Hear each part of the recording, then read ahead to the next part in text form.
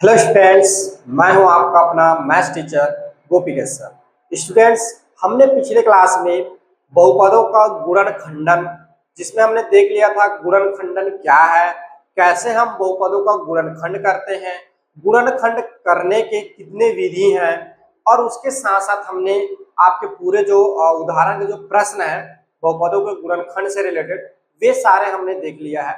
आज हम पढ़ेंगे आपका प्रश्नावली 3 के आज सारे प्रश्नों को आज हम हल करेंगे, जिसमें आपको बोल रहा है निम्नलिखित बहुपदों के मध्य पद तोड़कर गुणनखंड कीजिए।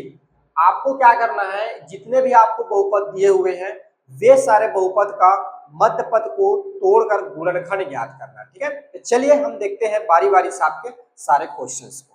ठीक है, देखिए इसमें पहला क्वेश्चन आपको दिया हुआ है x की घात 2 माइनस 3x ऋण 4। इसको आपको क्या करना है, इसके मध्य पद को ब्रेक करके गुणनखंड करना है। देखिए कैसे कहते हैं मध्य पद को ब्रेक। तो आप जो है सबसे पहले हमारा रूल क्या है, बताइए, जो हम पिछले क्लास में पढ़ के आ चुके हैं। सबसे पहले हमारा रूल है, हम जो है x इसको का गुणांक a और अचर पद c इनका मल्टीप्लाई करेंगे। तो इनका देखिए x का गुणांक क्या है, 1 है, और अचर पद क्या है, 4 है। ठीक है, दूसरा इनका गुणनखंड कितना आ रहा है, 4 आ रहा है। अब इस 4 को ऐसे दो संख्याओं में ब्रेक करना है, in1 और in2, जिसका पहला क्या हो, इन दोनों का जब हम गुणा करें तो हमें क्या हो, a इंटू सी यानी 4 होना चाहिए।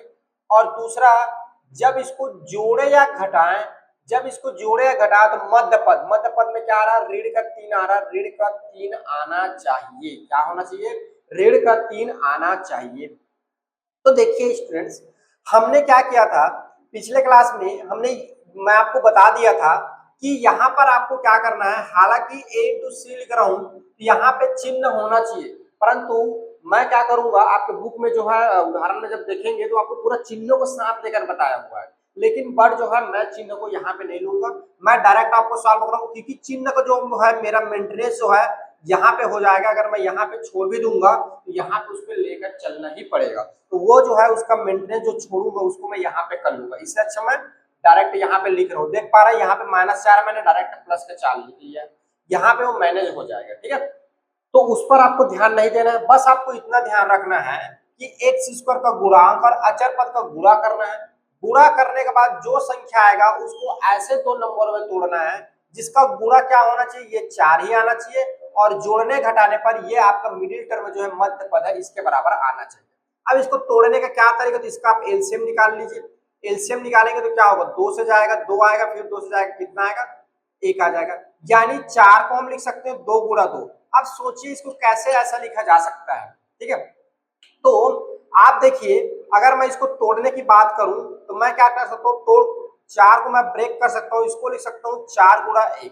तो देखिए पहली संख्या अगर मैं 4 ले लूं और दूसरी संख्या को क्या कर लूं, 1 ले लूं, दोनों को गुणा करूंगा कितना आ जाएगा, 4 आ जाएगा। तो ये तो मेरा हो गया पहला।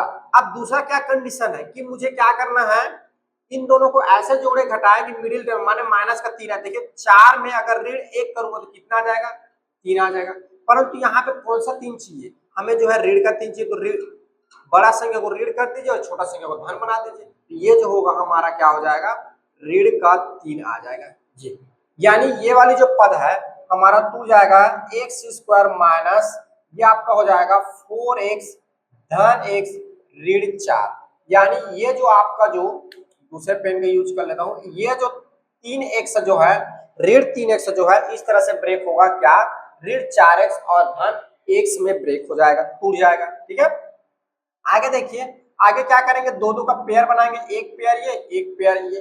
पहले पेयर से हम क्या करेंगे, पहले पेयर से जितना ज्यादा उभयनिष्ठ निकल जाए, तो कितना निकलेगा, दोनों में क्या है, x है, x निकलेगा, बस ये बच जाएगा x माइनस 4। ठीक है, अब देखिए यहाँ पर आपको इतना कॉमन निकालना है, इतना बाहर निकालना है कि ये जो हो इसके जैसे बनना चाहिए।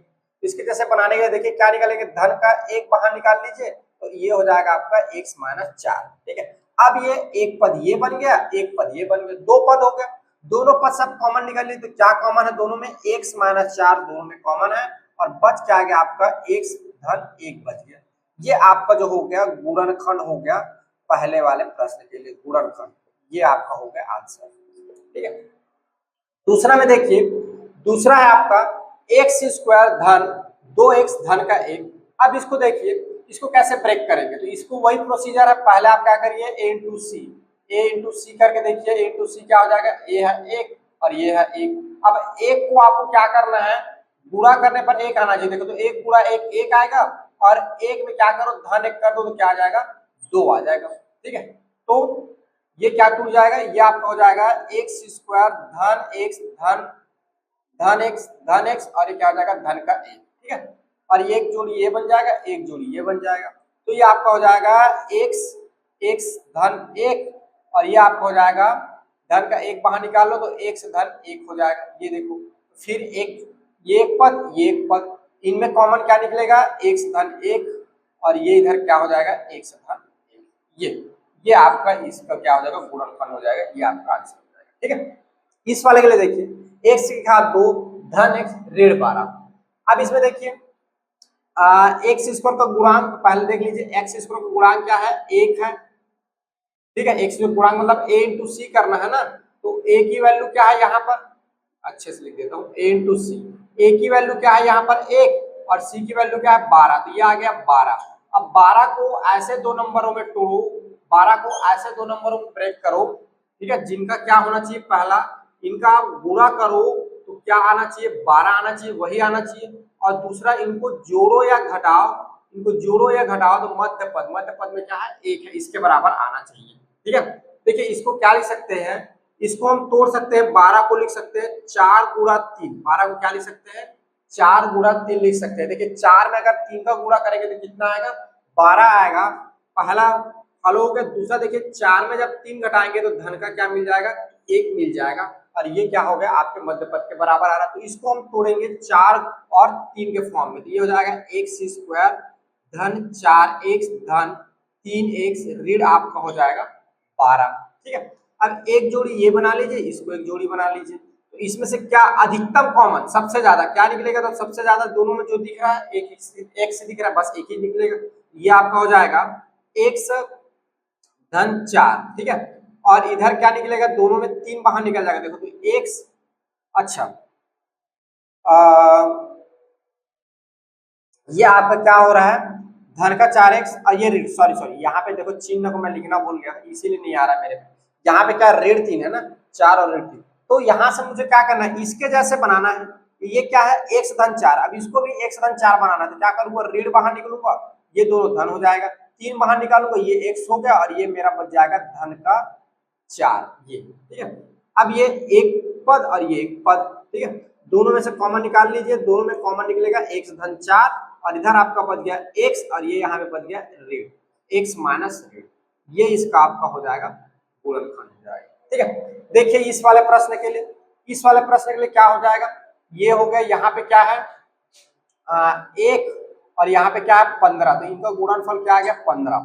ठीक है, 15 को तोड़िए, 15 को क्या लिख सकते हैं, 15 अगर आपको समझ में नहीं आया तो ऐसे करके देख लीजिए, ये 2 से 3 से जाएगा, 3 5 15। ठीक है, देखो 3 और 5 के फॉर्म में टूट जाएगा, 3 गुणा 5 करेंगे तो ये आ जाएगा आपका 15, और देखिए 3 और धन 5 करेंगे तो ये आ जाएगा 8, लेकिन आपको 8 कैसा चाहिए, ऋण का 8, तो हम यहाँ क्या करेंगे, दोनों को ऋण बना देंगे, ये ऋण, ये आपका हो जाएगा ऋण का 8। ठीक है, ये तो हमारा जो मिडिल टर्म जो है ये आपका कैसे ब्रेक होगा, एक्स स्क्वायर माइनस आपका हो जाएगा 3x माइनस 5x और धन का आपका हो जाएगा 15, फिर एक जोड़ी ये बना, एक जोड़ी ये बना, इस जोड़ी से अधिकतर कॉमन तो ये हो जाएगा x बाहर निकलेगा तो x माइनस 3, अब इसमें से x माइनस 3 बताना तो माइनस का 5 बाहर निकाल लो, माइनस का 5 तो इसमें बच जाएगा x, माइनस बाहर निकला तो ये ऋण और 15 में से 5 बाहर निकला तो क्या हो जाएगा 3।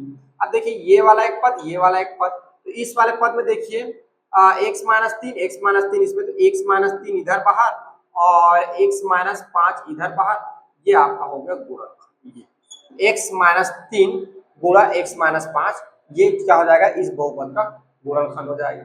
इसके लिए देखिए इसमें क्या किया, वेरिएबल चेंज कर दिया है, x दे रहा था यहाँ पे t दे दिया, करना वही है। ठीक है, पहले आपको क्या करना है, इसका पहले पद एक ये t की घात का t स्क्वायर का गुणनखंड गुणांक क्या है 1 है, और अचर पद क्या है 21, दोनों को गुणा करोगे आ जाएगा 21। अब 21 को आपको तोड़ना है, कैसे तोड़ना है कि गुणा करें तो क्या हो जाए 21 आ जाए और जोड़े और घटाए तो ऋण 4 आ जाए, मध्य पद में ऋण 4 है। तो कैसे तोड़ सकते हैं, तो इसके लिए आप ऐसे इस तरह से एलसीएम निकाल के देख लो, आपको समझ में आ जाएगा। ये 3 से जाएगा 7 के 21, देखो डायरेक्ट एक ही बार में समझ में आ गया कि जब 3 गुणा 7 करेंगे तो ये अपन का 21 आ जाएगा। और यहाँ पे अपन को क्या चाहिए, अगर मैं 7 में क्या करूं 3 घटाऊं तो मेरा क्या जाएगा 4, लेकिन मुझे क्या ऋण 4 चाहिए, तो बड़ा क्या कर लो ऋण 7 कर लो। ऋण 7 में क्या करोगे, जब धन 3 ऐड करोगे तो ये मुझे मिल जाएगा ऋण का 4। ये आपको क्या करना है, कुल मिला के आपको n1 और n2 की वैल्यू फाइंड करनी है कि क्या मान रहेगा, और n1 और n2 जो मिल जाएगा उसी को क्या करोगे फिर उस फॉर्म में यहाँ पर ब्रेक करोगे, तोड़ोगे। तो ये क्या हो जाएगा t की घात 2 ऋण क्या हो जाएगा आपका 7t और धन 3t और ऋण क्या हो जाएगा आपका 21। ठीक है, एक पेयर ये बना, एक पेयर ये बना, इसमें से कॉमन क्या निकलेगा t, ये हो जाएगा t माइनस 7। ठीक है, इसमें से क्या कॉमन निकालोगे, धन का 3 निकाल लो बाहर, तो ये हो जाएगा आपका 3 और ये हो जाएगा आपका 7। तो ये आगे आपका हो जाएगा t माइनस 7 इंटू ये हो जाएगा t धन 3 और ये आपका हो जाएगा आंसर। ठीक है, क्या हो जाएगा t माइनस 7 और t धन 3, ये क्या हो जाएगा इसका गुणनखंड होगा। ठीक है, देखिए अगला क्वेश्चन, देखिए इसमें अगला क्वेश्चन आपका क्वेश्चन नंबर 6। यहाँ पे क्या है, माइनस पहले से दे दिया, देखो माइनस y की घात 2 धन 35y धन 156। देखिए कभी भी बहुपद में जब सामने में माइनस रहेगा तो आप क्या कर लीजिए, माइनस को पूरा पूरा कॉमन ले लीजिए, या तो -1 का मल्टीप्लाई करके इसको प्लस बना लीजिए, दो तरीका है। तो हम क्या करेंगे, यहाँ पर माइनस को कॉमन ले लेंगे और इसको जो है लिख देंगे, तो ये हो जाएगा y स्क्वायर माइनस 35y और माइनस हो जाएगा आपका 156। ठीक है, अब चलिए अब इसको ब्रेक करने के बारे में सोचिए। तो देखिए यहाँ पर a इंटू अगर c करूं तो ये कितना आ रहा है, एक गुणा क्या हो जाएगा 156, तो ये आपका आ जाएगा 156। 156 को ब्रेक करना, अगर आपको समझ में ना आए तो क्या करिए, तो 56 कैसे एलसीएम निकाल के देख लीजिए, फिर आपको समझ में आ जाएगा। देखिए पहले क्या होगा, 2 से जाएगा तो 2 सत्ते 14, 2 अट्ठे 16, फिर आपका क्या हो जाएगा 2 से जाएगा, 2 से जाएगा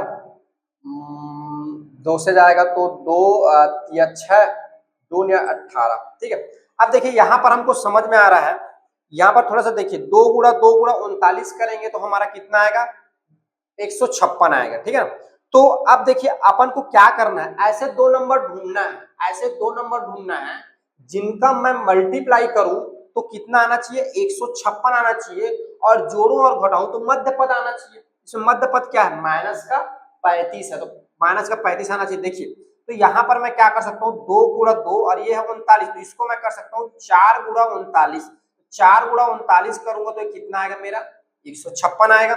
और मैं क्या कर दूं, 4 में ऋण 39 कर, देखो पहले आपको ये बता देता हूं, अगर मैं 39 माइनस 4 करूंगा तो कितना आएगा 35 आएगा, सिंपल सी बात। लेकिन यहाँ पे 35 कैसा है, ऋण का 35 है, तो मैं क्या करूंगा 4 में अगर मैं ऋण 39 कर दूं, धन 4 में ऋण 39 कर दूं, तब ये आ जाएगा मेरा ऋण का 35। ठीक है, तो ऐसे आपको क्या करना रहेगा, पहले तो आपको नंबर फाइंड करने कौन कौन सी नंबर होगी, फिर उसको उसके चिन्ह में क्या करेंगे, साइन में क्या है लास्ट में जमाएंगे, जो कि आपका ऊपर के साइन का यहाँ क्या हो जाएगा मेंटेनेंस हो जाएगा। ठीक है, तो ये हो गया। चलिए तो आप इसको ब्रेक कर दीजिए, तो माइनस तो बाहर निकलेगा ही, ये निकला ही रहेगा, तो वाई स्क्वायर माइनस इसको लिख सकते हैं 4x माइनस 39y माइनस क्या हो जाएगा 156, ये। ठीक है, तो आगे सॉल्व करिए, आगे सॉल्व करेंगे, ऋण बाहर है, यहाँ पर एक पेयर बनेगा, इतना एक पेयर, इसमें से y बाहर निकलेगा तो y माइनस 4 बचेगा, इसमें से आप क्या करिए ऋण का, अच्छा सॉरी सॉरी सॉरी, मैं कैसे गलत करूं, ये धन हो जाएगा जी, क्या है धन 4y, ये क्या हो जाएगा धन बचेगा। ठीक है, अब देखिए यहाँ पे क्या बच रहा है y धन 4, अब इसमें से क्या बाहर निकालो कि y धन 4 बचे, ऋण का 39 बाहर निकाल देता हूँ, ऋण 39 बाहर निकला तो धन क्या हो जाएगा y बचेगा, इसमें से ऋण बाहर निकलेगा धन, और 156 से 39 बाहर जाएगा तो ये आपका आएगा 4, 156 से 39 को आप भाग देकर देखिए कितना आ जाएगा 4 आ जाएगा। ठीक है, अब देखिए यहाँ पर एक ये पद बन गया, एक ये पद बन गया, अब इन दोनों में क्या कॉमन है, दोनों में कॉमन है आपका y धन 4 और बच क्या गया आपका y माइनस 39 बच गया, ये आपका क्या हो गया, आंसर हो गया। आंसर कहने का मतलब ये क्या है, आपका गुणनखंड है। आंसर कहने का मतलब क्या है, ये आपका जो है गुणनखंड है। ठीक है, किसके लिए गुणनखंड है, ये इसका क्या है, एक गुणनखंड है। कौन कौन सा, y-4 और y-39। ठीक है, ये रीड वाला जो साइन है ये सामने में लगा रहेगा, क्योंकि रीड जो है हमने कॉमन निकाला है, रीड नीचे आ जाएगा। ठीक है, चलिए गुड, आगे बढ़े। 7x की घात 2 माइनस 2x ऋण 5, इसको देखिए। देखिए 7 और 5, ठीक है, अपन को क्या करना है, एक्स स्क्वायर का गुणांक और ये 5 कितना होगा, 35। अब 35 को ब्रेक करना है, 2 नंबर में तोड़ना है। ठीक है, तो देखो 7 पंच होता है 35, 7 पंच कितना हो रहा है 35 आपको। ठीक है, दोनों को मल्टीप्लाई कर दिया। आप क्या चाहिए, ऋण चाहिए, तो मुझे क्या कर दूं, ऋण 7 में धन 5 कर देता हूँ, तो क्या आ जाएगा, ऋण का 2 आ जाएगा। ठीक है, आगे मिडिल टर्म दोनों को मल्टीप्लाई करोगे 35 आ रहा है, और ऋण 7 में धन 5 कर दो, ऋण का 2 आ जाएगा। तो ये टूट जाएगा आपका एक्स स्क्वायर ऋण 7x धन 5x, और ये आपका हो जाएगा ऋण का 5, ये इधर बचा है, ये ऋण का 5। ठीक है, अब क्या करेंगे, ये पेयर बनेगा, एक पेयर ये बनेगा। इसमें से क्या कॉमन है, 7 है, और क्या कॉमन है, दोनों में 7 है और दोनों में क्या है, x है, ये। ठीक है, तो क्या बच गया, यहाँ पे x बच गया, और ये बच गया आपका ऋण का 1। ठीक है, इसमें से मैं क्या करूं, धन का 5 बाहर निकाल देता हूं, तो ये बच जाएगा x-5, सॉरी x-5 बोल दो, x-1। ठीक है, तो आगे देखिए ये हो जाएगा आपका x-1 दोनों में, इसमें और इसमें देखिए दोनों में है, x-1 कॉमन निकल जाएगा, और ये इधर बच रहा है 7x धन का 5, और ये आपका हो गया आंसर। ठीक है, क्या बोल रहा हूं, x-1 दोनों में है, ठीक है, कॉमन निकल गया, 7x धन का 5, 7x धन 5 ये, तो ये आपका आ जाएगा x-1 7x धन 5, और ये इसका क्या हो जाएगा, गुणनखंड हो जाएगा। ठीक है, आगे देखिए ये वाला, इसमें देखिए ये एक ऐसा प्रश्न है, ठीक है, ये एक ऐसा प्रश्न है जिसमें क्या है, सभी में देखो कॉमन निकलने वाला है, 12 इसमें भी है, 12 इसमें भी है, और 24 इसमें। ऐसा प्रश्न जिसमें से अगर कॉमन निकले तो आप कॉमन पहले से निकाल सकते हो, तो इसमें पहले हम कॉमन ले लेंगे,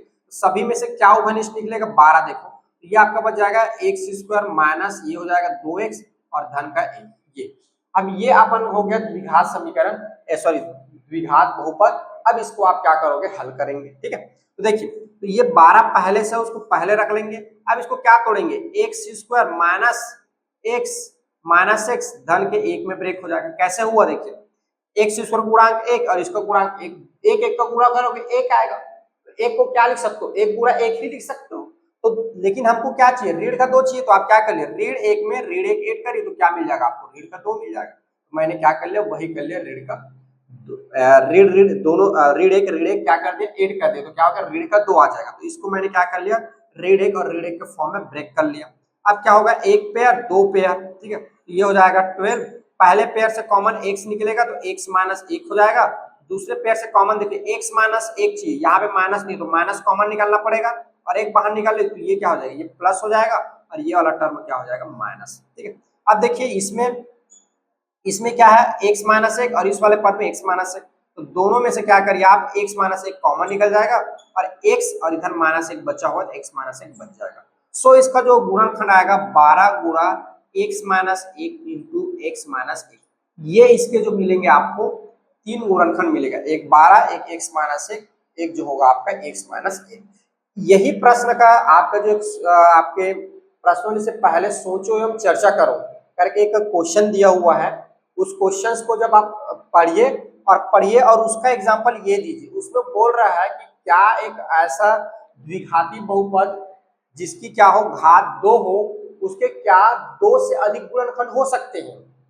ठीक है, तो आप अपना जवाब दे सकते हैं इस प्रश्न नंबर 8 से कि हाँ, किसी द्विघाती बहुपद के 2 से ज्यादा गुणनखंड हो सकते हैं। आप देख पा रहे हो, एक गुणनखंड ये हो गया, एक गुणनखंड ये, एक गुणनखंड, 3 गुणनखंड हो सकते हैं। ठीक है, ये जो है आपके प्रश्नों के पहले जब देखेंगे नीचे पेज में आपका सोचो एवं चर्चा करके प्रश्न दिया हुआ है, उस प्रश्न का जवाब ये है, उसका आंसर है हाँ, किसी द्विघाती बहुपद के 2 से ज्यादा गुणनखंड हो सकते हैं। उसमें बोला एक उदाहरण दीजिए, तो इसको आप उदाहरण के तौर पर पेश कर सकते हैं और बता सकते हैं कि एक देखिए, ये हमारा एक द्विघाती बहुपद है जिसकी क्या है 2 से अधिक गुणनखंड, यानी यहाँ पर एक गुणनखंड ये, एक गुणनखंड ये, एक गुणनखंड, 3 गुणनखंड प्राप्त हो रहा है। ठीक है, तो इसको आप उसके बोलना चाहिए उदाहरण में आप इसको बता सकते हैं। ठीक है, चलिए नेक्स्ट क्वेश्चन देखते हैं हम, आपका क्वेश्चन नंबर 9। ठीक है, तो इसमें देखिए इसमें क्या है, आपका 6 गुणा 3 होगा। ठीक है ना, ये क्या है एक्स स्क्वायर गुणा 6 और ये क्या है 3, तो ये हो जाएगा 6 3 18। और 18 को कैसे लिखा जा सकता है, ऐसे ब्रेक करके देख लो और समझ 2 9, देखो यही समझ में आ गया 2 और 9। अगर मैं क्या करूं 9 में 2 घटा दूं कितना आ जाएगा 7 आ जाएगा, लेकिन कैसा 7 ये ऋण का 7, ऐसा कर देते हैं हम। ठीक है, ऋण 9 धन 2 कर देते हैं, तो ये कितना आ जाएगा आपका ऋण का 7 आ जाएगा। ये आपको बनाना पड़ेगा थोड़ा सा सोच के। ठीक है, तो यहाँ पर हमारा दो कौन कौन संख्या मिल गई, पहला मिल गया 9, एक्स स्क्वायर माइनस 9x धन ये क्या हो जाएगा 2x, ये हो जाएगा ऋण का 7। ठीक है, एक पेयर यहाँ पे बना, एक पेयर यहाँ पे बना। ठीक है, तो यहाँ देखिए क्या कॉमन निकलेगा, एक तो x कॉमन निकलेगा। ठीक है, और देखिए यहाँ पे 3 और यहाँ पर 3x कॉमन निकल जाएगा, तो इसमें 3x निकलेगा तो ये आपको बच जाएगा 2x, और इसमें से 3x कॉमन निकलेगा तो ये आपका हो जाएगा 3, और x निकल गया तो क्या बचेगा x खत्म हो जाएगा, और 9 में से 3 निकलेगा तो 3 बच जाएगा। ठीक है, आगे देखो इसमें से क्या निकलेगा कॉमन, कुछ नहीं निकलेगा, प्लस का 1 कॉमन निकाल, ये आपको हो जाएगा 2x ऋण का 3 ये। ठीक है, तो आगे आपका हो जाएगा ये देखो दोनों में क्या है 2x ऋण 3, 2x ऋण 3 है, 2x ऋण 3 दोनों में से बाहर निकल जाएगा, और आपका बच गया यहाँ पे 3x धन का 1, ये इसका क्या हो गया 2 आपका गुणनखंड मिल गया। ठीक है, एक क्वेश्चन नंबर 10, इसमें देखिए आपका y स्क्वायर गुणांक क्या है 14 है, और ये है 3, तो ये आपको 42 हो गया 42। ठीक है, अब 42 को 19 को 42 को ऐसे ब्रेक करूं, देखो क्या क्या ब्रेक हो, 2 से जाएगा तो ये आपका हो जाएगा 2 दूनी और 2 एक कम, फिर 2 से जाएगा तो 2 सॉरी 2 से नहीं जाएगा 3 से जाएगा, तो 7 या 21, यहाँ पर देखो आपका हो गया, अच्छा 7 ये देखो डायरेक्ट यही समझ में आ गया 19 कैसे हो जाएगा, ज्यादा करने की जरूरत है भी नहीं। देखो 21 में अगर मैं 2 घटा दूं तो ये मुझे कितना मिल जाएगा 19 मिल जाएगा। 19 कैसा है प्लस में ही है, कैसा है प्लस में है 19, तो 21 में 2 घटा दीजिए, तो अब 21 देखिए 21 गुणा 2 करेंगे तो इनका मल्टीप्लाई कितना हो रहा है 42 आ रहा है। पहला रूल क्या हो रहा है गुणा करने पर 42 आ जाए, फॉलो कर रहा है। दूसरा रूल क्या है, जोड़ने घटाने पर मिडिल टर्म आना चाहिए, मिडिल टर्म बराबर आ जा रहा है, यानी ये हमारे रूल को फॉलो कर रहा है, यानी इसमें हम कुछ ब्रेक कर सकते हैं। तो ये ब्रेक करेंगे तोड़ेंगे तो ये हो जाएगा 14y का स्क्वायर धन 19y, तो इसको हम लिख सकते हैं 21y ऋण 2y ऋण 3। ठीक है, अब एक पेयर 2 पेयर, इसमें से कॉमन क्या निकलेगा 7y निकाल सकते हैं, तो 7 निकलेगा 2y और धन का 7y निकल गया 7 21 3 और y निकल गया पूरा पूरा y खत्म हो जाएगा। इसमें से क्या करें आप माइनस 1 कॉमन ले लेते, ये हो जाएगा 2y धन का 3। क्यों मैंने माइनस का 1 लिया, धन का 1 क्यों नहीं लिया, क्योंकि हमारा नियम है ये जैसे बना है ये वाला कॉमन, इसमें से क्या मैं कॉमन लूं कि ये जो है इसके जैसे ही बन जाए, ये हमारा रूल है, ये हमारा तरीका है, वहां पे आपको लाना पड़ेगा। इसमें से मैं क्या ऐसा कॉमन ले लूं जो इसके जैसे बन जाए, तो मैंने देखा कि धन का 1 लूंगा तो ऋण हो जाएगा, इसके जैसे नहीं बनेगा, तो इसके जैसे बनाने के लिए मुझे क्या करना पड़ेगा ऋण 1 कॉमन लेना पड़ेगा। जब मैं ऋण 1 बाहर निकालूंगा तो आप देख पा रहे हो कि ये धन धन हो जाएगा दोनों, और दोनों क्या हो जा रहा है सेम हो जा रहा है। तो इसको क्या करते हैं, इसको देखकर इसमें से फिर बाहर निकालते हैं कि क्या बाहर निकालूं ये इसके जैसे बन जाए, ऐसा समझ। ठीक है, चलिए आगे देखो, एक पद ये बन गया और एक पद ये बन गया, तो ये देखिए इसमें से क्या है 2y धन का 3 और इधर क्या है आपका 7y ऋण 1, ये बच गया, ये आपका क्या होगा गुणनखंड हो गया, आपका ये आंसर। ठीक है, तो इस तरह से क्या होगा आपका जो क्वेश्चन नंबर 10 है ये आपका बनेगा। ठीक है, क्वेश्चन नंबर 11 और 12 दो क्वेश्चन और छूट गया, चलिए इसको नोट डाउन करिए फिर मैं उसको आपको बताता हूँ। देखिए अगला क्वेश्चन है आपका क्वेश्चन नंबर 12, पहले देखते हैं फिर हम देखेंगे क्वेश्चन नंबर 11, क्यों ये आपको आगे समझ में आ जाएगा। तो क्वेश्चन नंबर 12 जो है ये कैसे बनेगा, सबसे पहले तो हमारा वही प्रोसीजर है। ठीक है, इसमें अच्छा इसमें कॉमन तो निकलेगा नहीं, अगर यहाँ कुछ रहता तो निकल जाता, तो ये क्या है a इंटू सी यानी 144 गुणा 1। ठीक है, तो ये आ गया 44, 144 आ गया। अब 144 को कैसे ब्रेक कर सकते हो, इसको लिख सकते हो आप 12 गुणा 12, देखो 12 गुणा 12 और 12 में जब 12 ऐड करोगे तब ये आपका आ जाएगा 24। ठीक है, यानी 12-12 ग्रुप में लिख सकते हो। तो ये देखो कैसे ब्रेक हो जाएगा, 144 एक्स स्क्वायर धन 12 एक्स धन क्या हो जाएगा, 12 एक्स धन क्या हो जाएगा 1। ठीक है, अब अपन को एक पेयर ये बन गया, एक पेयर ये बन गया, इसमें से मोस्टली सबसे ज्यादा कॉमन क्या निकलेगा, 12 निकलेगा। तो ये आपका हो जाएगा 12x कॉमन निकाल लेते हैं। ठीक है, तो ये हो जाएगा 12x कॉमन निकलेगा, तो ये बचेगा 12x धन, ये आपका बच जाएगा 1 और धन 1 इसमें से बाहर निकालेंगे तो ये हो जाएगा आपका 12x धन का 1, जैसे कि तैसा आ जाएगा, क्योंकि एक बाहर निकालेंगे तो कुछ चेंज होगा नहीं। ठीक है, अब देखिए ये एक पद बन गया, ये एक पद बन गया। इस पद में आप देखिए 12x धन 1 दोनों पद में सेम है, तो 12x धन 1 और ये वाला जो है आपका 12x ये और इधर धन का 1 ये बन गया। ये आपका हो गया गुणनखंड इसके लिए, ये इसका आ गया आंसर। ठीक है, अब देखिए अगला क्वेश्चन जो आ रहा है आपका क्वेश्चन नंबर 11।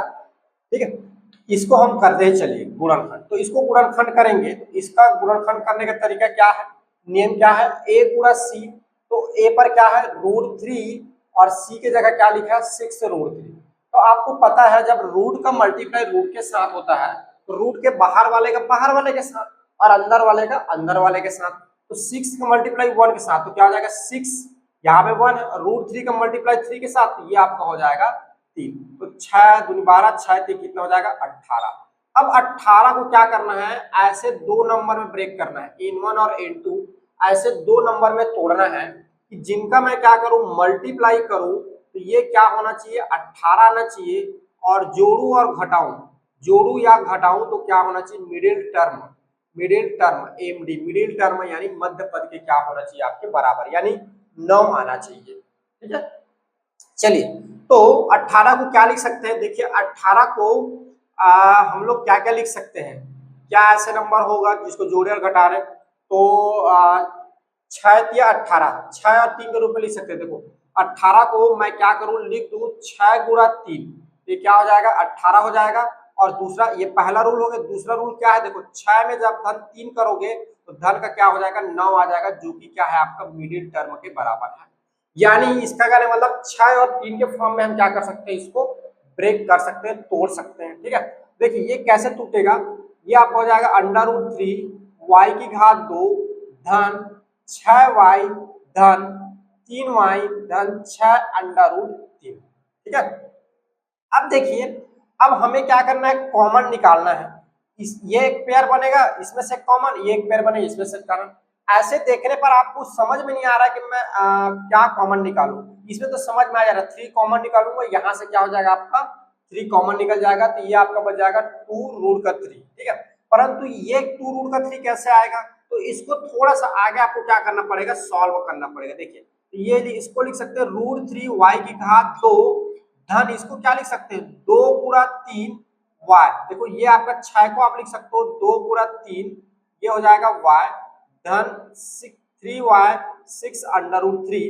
आगे देखिए √3 y की घात 2 धन धन ये जो होगा इसको आप लिख सकते हैं, देखो 2 गुणा 3 को आप लिख सकते हो √3 y हो जाएगा। आपको पता है कि √3 का जब मल्टीप्लाई √3 के साथ होता है तो रूट क्या होता है हट जाता है, तो यहाँ पर वही किया मैंने, क्या किया 3 को ऐसा लिख दिया, फिर धन 3y + 6√3। आपके मन में प्रश्न आ रहा होगा सर आप ऐसा क्यों कर रहे हो, आप डायरेक्ट यही से कॉमन निकालिए ना, तो मैं कॉमन डायरेक्ट निकाल नहीं सकता ना, यहाँ पे देखो √3 है, यहाँ पे नहीं दिया है, अगर मैं छोड़ दूं सिर्फ y को कॉमन ले लूं तो इसके जैसे नहीं बन पाएगा, इधर फिर मुझे कॉमन नहीं मिल पाएगा। तो आगे आंसर लाने के लिए यहाँ पर क्या करना पड़ेगा, कुछ सेटअप करना पड़ेगा, जो कि मैं सेटअप कर रहा हूँ इस तरह से आपको। ठीक है, तो एक ये पेयर बना, एक ये पेयर बना। अब पहले पेयर से सबसे ज्यादा कॉमन निकालना रहता है, जितना निकल जाए, तो √3 दोनों में है, y दोनों में है, तो √3 y निकलेगा, तो यहाँ पे आपको बच जाएगा y धन, यहाँ पे बच जाएगा y, यहाँ क्या बच गया 2 बाहर नहीं निकला, 2√3 बच जाएगा ये। अब देखिए अब यहाँ से इतना कॉमन लेना है कि ये इसके जैसे बन जाए, तो मैं क्या करूंगा धन 3 कॉमन ले लेता हूं, तो ये मेरा हो जाएगा y, और इसमें से लूंगा तो ये हो जाएगा मेरा 2√3। ये देख पा रहा हूं, ये अब इनमें से तो ये सेम इसके जैसे बन गया। ठीक है, मैंने क्या बताया था कॉमन लेना मतलब भाग देना, तो मैं जब क्या कर रहा हूँ, 3 कॉमन ले रहा हूँ, 3 उभयनिष्ठ निकाल रहा हूँ, तो मैं क्या करूंगा, 6√3 को भाग दूंगा किससे, 3 से। तो 3 से भाग दूंगा तो 3 एकम 3 दूनी क्या हो जाएगा 6, तो ये हो जाएगा 2√3। ठीक है, आया क्लियर है, आगे बढ़े चलो। तो ये आपका है √3, सॉरी, अब क्या करना है, अब एक पद ये बन गया, एक पद ये बन गया। ठीक है, तो पहले पद, दोनों पद में देखो क्या कॉमन है, तो कॉमन है आपका y धन 2√3, और इसमें जो है आपका क्या बच गया, इसमें क्या बच गया, 2√3 y धन का 3 बच गया। ये इसका आपका निकल गया गुणनखंड। क्या निकल गया, ये आपका निकल गया गुणनखंड। ठीक है, ये आपका निकल गया गुणनखंड। देखिए अब मैं क्या कर रहा हूं, इसी प्रश्न को फिर से ले रहा हूं। ठीक है, ये समझ लो ये मेथड 2 है। ठीक है, मेथड 2 है, या विधि 2 लिखो, हिंदी में पढ़ रहे हैं, विधि दूसरा। ठीक है, एक विधि ये है, इसमें 2 विधि यूज होता है ना इसमें, क्योंकि 2 आंसर निकलते हैं। एक विधि ये है और एक विधि जो है मैं आपको अभी बता रहा हूं। देखिए मैं पुनः क्या है, यहां से चलता हूं प्रश्न से, √3 y की घात 2 धन 6y धन 6√3। ठीक है, आगे क्या हो जाएगा, जब इसको तोड़ोगे तो √3y² प्लस, मैंने क्या किया, 6y को किसी स्टूडेंट ने पहले लिखा, फिर 3y को बाद में लिखा, बट एक स्टूडेंट ने ऐसा क्या कर दिया, इसको 3y पहले कर दिया और 6y बाद में कर दिया। ऐसा कर सकते हैं ना, 6 में 3 जोड़ो 9 आएगा, 3 में 6 जोड़ो 9 आएगा, दोनों में क्या आएगा, 9 ही आएगा। तो चाहो तो इसको 6y धन 3 या 3y धन 6 करो, दोनों की क्या होगा, जोड़ जो होगा सेम आएगा, माने मध्य पद दोनों के लिए सेम आएगा। बट इसका जो ये जो चेंजेस कर देने से इसके आंसर जो होते हैं अलग अलग आते हैं। ठीक है ना, माने अलग अलग नहीं, एक ही आता है लेकिन दिखता अलग अलग है, फॉर्मेट इसकी चेंज हो जाती है। तो वही मैं आपको बता रहा हूँ। ठीक है, ताकि आप लोग कंफ्यूज ना हो, क्योंकि आपको इसके 2 आंसर मिलते हैं, यानी 2 गुणनखंड मिलते हैं। इसके आंसर तो सेम मिलेगा लेकिन गुणनखंड क्या मिलते हैं, 2 मिलते हैं अलग अलग। ठीक है, तो देखिए सॉल्व करते फिर आपको समझ में आ जाएगा। तो आगे हो जाएगा आपका 6√3, ये लिखा हुआ है। ठीक है, अब चलिए आगे, तो आगे क्या हो जाएगा, √3y²। अब देखिए इसमें से मुझे कॉमन लेने के लिए 3 को मुझे क्या लेना पड़ेगा, √3 इंटू √3y प्लस इस 6 को मुझे बनाना पड़ेगा 2 इंटू 3y प्लस 6√3। या तो इसको मत बनाइए, इसको रहने दीजिए, इसको नहीं बनाएंगे तब भी चल जाएगा, क्योंकि √3 तो कॉमन हो जाएगा। तो ये हो जाएगा आपका 6y धन 6√3। आप सोच रहे होंगे सर आप ऐसा क्यों करते हो, बार बार ब्रेक करते हो। बार बार ब्रेक करने का कारण ये है, आगे क्या होती है, सॉल्यूशन कॉमन नहीं निकल पाता है। ठीक है, तो हमें सॉल्यूशन निकालने के लिए इसको सेट करना पड़ता है ऐसा। ठीक है, तो अब देखिए अब क्या बनेगा, एक पेयर ये, एक पेयर ये, तो इस पेयर से कॉमन क्या निकलेगा, √3 और y निकलेगा, तो आपका बच जाएगा y धन और एक √3 यहां से बच जाएगा धन। ठीक है, यहां से 6 कॉमन निकाल लीजिए, तो ये बच जाएगा y धन √3। ठीक है, अब देखिए एक पद ये और एक पद ये, दोनों पद में क्या सेम है, आपको मिल रहा है y प्लस √3 मिल रहा है एक, और आपका बच जाएगा √3y प्लस का 6, √3y प्लस का 6। आप देखिए दोनों में y प्लस √3 है क्या, इसमें है क्या, नहीं है। इसमें देखिए √3y प्लस 6 है क्या, नहीं है। आप देख पा रहे हैं दोनों का जो गुणनखंड है ये क्या मिल रहा है, अलग अलग मिल रहा है। ये एक गुणनखंड ये हो गया, इसके गुणनखंड ये हो गया, ये आ गया आंसर। अगर एक स्टूडेंट ने क्या किया, 6 को पहले लिखा और 3 को बाद में लिखा, तो आंसर क्या होगा, ऐसा आएगा। अगर किसी स्टूडेंट ने 3 को पहले लिखा और 6 को बाद में लिखा, तब के कंडीशन में ये आपका आंसर आएगा। अब आपके मन में प्रश्न आ रहा होगा, सर ये दोनों अलग अलग गुणनखंड निकल रहे हैं, तो क्या हम गलत बना रहे हैं, क्या ये स्टूडेंट गलत बनाए हैं, ये स्टूडेंट सही बनाए हैं, क्या ये स्टूडेंट गलत बनाए हैं, क्या इसने गलत बनाया, तो आप तो आंसर है नहीं, किसी स्टूडेंट ने गलत नहीं बनाया, दोनों स्टूडेंट ने सही बनाया है प्रश्न को। इसने भी सही बनाया, इसने सही बनाया, बस यहाँ पे क्या कर दिया, प्रश्न को चेंज कर दिया। तो आप बताइए सर कि सही कैसे हुआ ये, तो सही कैसे हुआ इसको जानने के लिए हम क्या करेंगे, इसको थोड़ा और आगे सॉल्व करना पड़ता है। ठीक है, हालांकि ये जो आगे की जो सॉल्यूशन है ये आपका अध्याय नंबर 3 जो कि वर्ग समीकरण है उसमें आएगा ये। ठीक है, उसमें हम इसको पढ़ेंगे। तो मैं इसको एक स्टेप आगे बता रहा हूं, ये इधर जो बताऊंगा इसको एग्जाम में करने की जरूरत नहीं है, आप बस इतना ही करेंगे इस चैप्टर से आएगा तो। बट अपने आंसर की वेरीफाई करने के लिए मैं आपको आगे बता रहा हूँ, ठीक है, आया समझ में। चलिए तो ये देखिए, इसको मैं क्या कर रहा हूँ, y प्लस रूट 3 और ये है आपका रूट 3y प्लस 3, इसको मैं इक्वल 0 कर रहा हूँ, ठीक है। इक्वल 0 करूंगा तो ये क्या हो जाएगा, एक बार अंडर रूट 3 इक्वल 0 एक बार करूंगा, और एक बार क्या हो जाएगा रूट 3y प्लस 3 इक्वल 0 एक बार करूंगा। अब मुझे क्या करना है, इसमें से y का मान निकालना, तो ये आ जाएगा y equal to minus root 3, ये एक मान मिल गया, ठीक है। इसमें से y का मान निकालूंगा तो रूट 3y प्लस सॉरी तो उधर जाएगा तो क्या हो जाएगा माइनस का 3, so y is equal to ये हो जाएगा under root 3 divide by under root 3। इसको मैं क्या कर सकता हूँ, आगे लिख सकता हूँ under root 3 into under root 3 divide by under root 3, ये क्या हो जाएगा आपका कैंसिल आउट, ये माइनस लिखना भूल रहा हूँ यहाँ पर, ठीक है। तो ये क्या हो जाएगा y इज इक्वल टू आपका आ जाएगा माइनस अंडर रूट 3, क्या आ गया माइनस अंडर रूट 3 आ गया।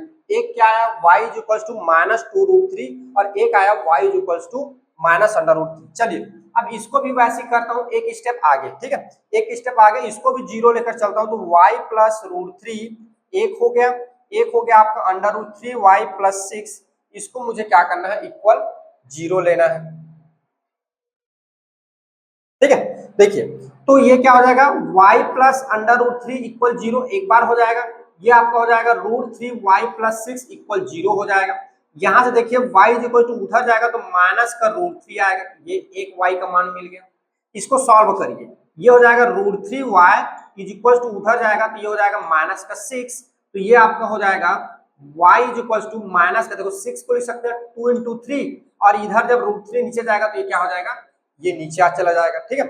आगे देखो आगे क्या हो जाएगा, माइनस 2 3 को लिख सकते हैं रूट 3 इंटू क्या हो जाएगा रूट 3 और डिवाइड बाई क्या हो जाएगा रूट 3 कैंसल आउट, तो यहाँ पे देख पा रहा हूँ y is equal to minus 2 root 3 प्राप्त हो रहा है आपको ये, ठीक है। अब इसके आंसर की वेरीफाई करिए, यहाँ देखिए y is equal to minus 2 root 3, यहाँ देखिए y is equal to minus 2 root 3, यहाँ देखिए y is equal to minus root 3, यहाँ देखिए y is equal to minus root 3। जब इसको जब हम आगे सॉल्व कर रहे हैं और इसका हल निकाल रहे हैं, सॉल्यूशन निकाल रहे हैं, तब के केस में क्या हो रहा है, इन दोनों का हल क्या आ रहा है, सेम आ रहा है। इसका कहने का मतलब हमने जो दो गुणनखंड निकाले हैं अलग अलग, दोनों गुणनखंड सही है, ये वाला गुणनखंड भी सही है और इसके लिए ये वाला भी गुणनखंड भी सही है, ठीक है। ये ऐसे केस वाले प्रश्न हैं जिसमें क्या होते हैं, दो अलग अलग गुणनखंड मिलते हैं, जब ऐसा करेंगे तो ऐसा गुणनखंड आएगा, जब यहाँ पे चेंज कर देंगे तो ऐसा गुणनखंड आएगा, ठीक है। तो आपको कंफ्यूज नहीं होना है, आपको समझना है और इजी तरीके से फिर सॉल्व करना है, आपके मन में जैसा है। आपके एग्जाम में ये वाला बनाएंगे तब भी आपको पूरा नंबर मिलेगा, ये वाला बनाएंगे तब भी आपको पूरा नंबर मिलेगा, क्योंकि आगे जब हम इसको सॉल्व करते हैं तो हमारा आंसर सेम आता है। ध्यान रखिएगा ये जो स्टेप है नेक्स्ट क्लास का है, मतलब नेक्स्ट चैप्टर का है, मैं आपको पहले से बता दे रहा हूँ, ये आपको एग्जाम में नहीं करना है, आपको गुणनखंड बोलेगा तो सिर्फ आप यहाँ तक सॉल्व करेंगे, ठीक है। आया समझ में। तो इस तरह से हमारा जो है प्रश्नावली 3 जो होते हैं कंप्लीट होते हैं, और आप जो है प्रश्नावली 3 के सारे क्वेश्चंस को अच्छे से नोट डाउन करिए और लिखने के पश्चात फिर एक एक क्वेश्चन उठाइए और अपने मन से बिना देखे प्रैक्टिस करिए कि क्वेश्चंस क्या आपसे बन पा रहा है। अगर नहीं बन पा रहा है तो फिर से लेक्चर्स को देखिए और फिर उसके बाद बनाने की कोशिश करिए, ठीक है। तो इस तरह से हमारा प्रश्नावली जो 3 है खत्म होता है। थैंक यू, बाय, फिर मिलते हैं अपने नेक्स्ट क्लास में नए टॉपिक के साथ और फिर नई लेक्चर्स के साथ, ठीक है। Okay, thank you, bye.